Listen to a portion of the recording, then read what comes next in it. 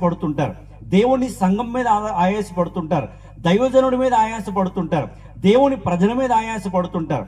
దేవుని వాక్యం వింటున్న మనం ఆ రోజు ఆ ప్రజలు ఆయాసపడి దేవుని సేవకుడైన మోషేకి విరోధంగా మాట్లాడినప్పుడు దేవుడు వారి మధ్యకి తాపకరమైన సర్పములు అంటే విషపూరితమైన సర్పములను వారి మధ్యకి పంపిస్తే వారిలో చాలా మందిని అవి కరిచినప్పుడు వారు చనిపోతున్నారు. వెంటనే ప్రజలందరూ మేలుకున్నారు. అయ్యో, మాకెందుకు ఇలాంటి పరిస్థితి, అందరూ చనిపోతున్నారే, పాము కాటికి బలైపోతున్నారే, ఏం చేయాలి మోషే, మాకు సహాయం చేయండి, మమ్మల్ని కాపాడండి అని అడిగితే మళ్ళీ మోషే వెళ్ళి దేవుని సన్నిధిలో ప్రార్థన చేశాడు. అప్పుడు దేవుడు మోషే గారికి చక్కని ఆలోచన ఇచ్చారు. ఒక ఇత్తడి సర్పమును చేసి దాన్ని ఒక స్తంభం మీద పెట్టండి.